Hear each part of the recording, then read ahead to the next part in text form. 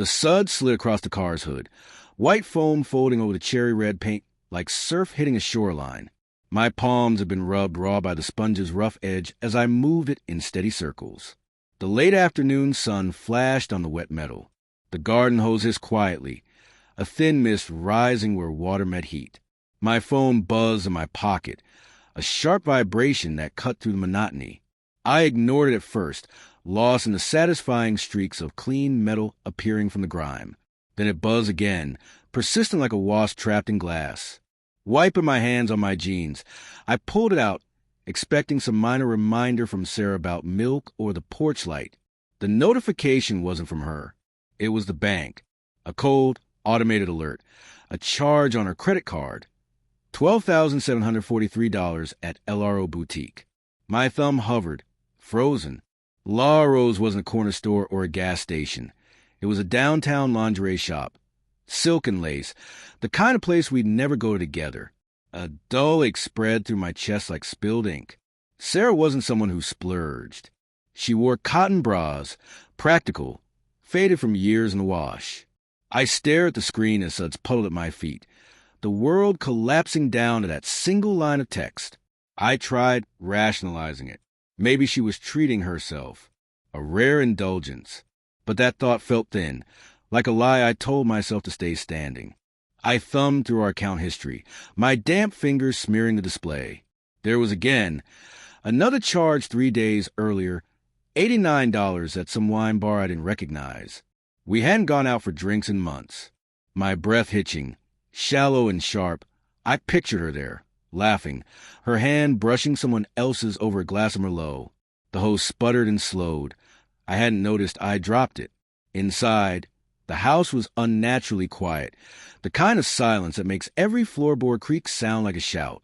She'd said she had book club. Every Thursday like clockwork. I stood on the cool linoleum and opened her laptop on the counter, hands shaking as I typed our wedding date as the password, a detail that now twisted like a blade. Her email popped open. Among spam and work mail was a confirmation from La Rose. Timestamp, today. Thank you for your purchase, Sarah. We hope you enjoy your inlet apparel. Intimate. The word seared, sparking images I didn't want. Her slipping into something delicate, skin catching the soft light in a stranger's room. My pulse thundered as I checked her calendar next. Book club, book club, book club. Every Thursday for months, except last week's entry had a different address, a downtown hotel. My knees went weak, and I grabbed the counter, the edge digging into my palms. The room spun, the scent of dish soap mixed with something else, betrayal. I wanted to call her, to scream, to demand answers, but a raw lump lodged in my throat. Instead, I texted, "Everything okay at book club?" A casual, neutral message. The typing dots blinked, then vanished, then reappeared. "All good," she replied with a smiley face. That stupid smiley, too bright, too carefree, like she was laughing at me from across the city.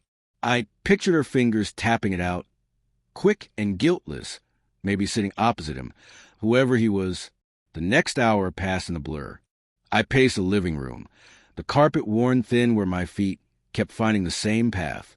Memories clawed at me, her laughing at our wedding, curling into me on the couch with cold feet tucked against my legs. Had it all been a lie? I thought of her late nights at work.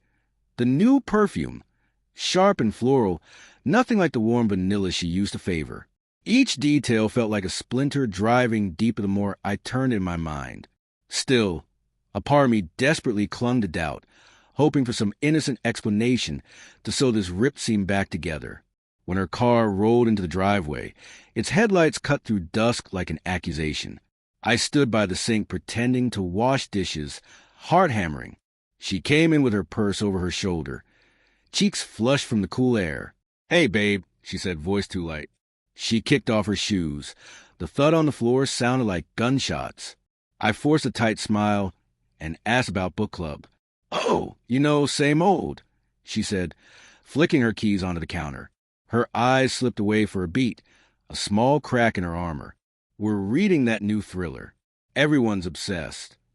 She moved to the fridge and pulled out a bottle of water, her motions overly deliberate, like she was performing normal. I watched for any sign of the woman I married, the one who cried when we lost our dog, who painted our bedroom at midnight and laughed through the fumes. Did you stop anywhere after? I asked, voice steady though a storm raged inside. Her hand paused on the bottle a fraction too long. Just grab coffee with Lisa, she said, naming her friend from the club. But Lisa had posted on X an hour earlier with a photo of her kids at soccer. My stomach flipped as I rose. I wanted to grab her, shake the truth out of her, but I only nodded. My jaw ached from clenching. That night, sleep wouldn't come. Sarah lay beside me, breath even, body the familiar shape under the covers. I stared at the ceiling, shadows shifting like ghosts. My phone glowed on the nightstand, the temptation to dig for more proof pulsing. I resisted until morning, waking hollow and gritty-eyed. She kissed me goodbye before work, soft, distant, like a fading memory. I called in sick and drove to the hotel listed in her calendar. The lobby was all glass and marble, cold and impersonal. A bored clerk confirmed a reservation under her name last week. Was she alone? I asked, voice barely a whisper. He shrugged, citing privacy, but his eyes betrayed a flicker of pity. I left crushed and sat in my car, gripping the wheel until my knuckles spread white. Back home, I found her scarf on the couch, the one she'd worn to book club. It held the new perfume, but beneath that was something else. Cologne, sharp and masculine. My vision blurred, hot tears stinging as I clutched the fabric. I didn't want to accept it, but the evidence looped tighter like a noose. I imagined confronting her, laying out every damning detail, but what would that change? The life I'd built my love around felt like it was unraveling, and I didn't know if I wanted to salvage the pieces or set them alight. That evening she came home late, hair slightly mussed, smile forced. I couldn't hold it in any longer. Sarah, I said, voice low and trembling under the weight of what I'd found. She froze, purse halfway to the counter, eyes wide like a deer in headlights. What's Allays Boutique? I asked, each word sharp as glass.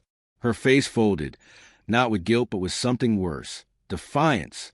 You went through my things? She snapped, voice cutting. It wasn't denial, and in that instant I knew. The room tilted, the walls pressed in. I waited for excuses, for lies, for pleading, but she only stood there, her silence louder than any confession.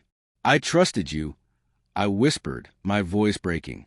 She looked away, jaw tight, and for the first time I saw her as a stranger, someone who'd chosen to unravel us. The truth hung between us, heavy and undeniable. But it wasn't the betrayal that finished me. It was a dawning that I'd been loving a ghost, a version of her that no longer existed. As she turned and walked away, her footsteps echoing to the quiet house, I realized the real twist. I wasn't sure if I could let her go even.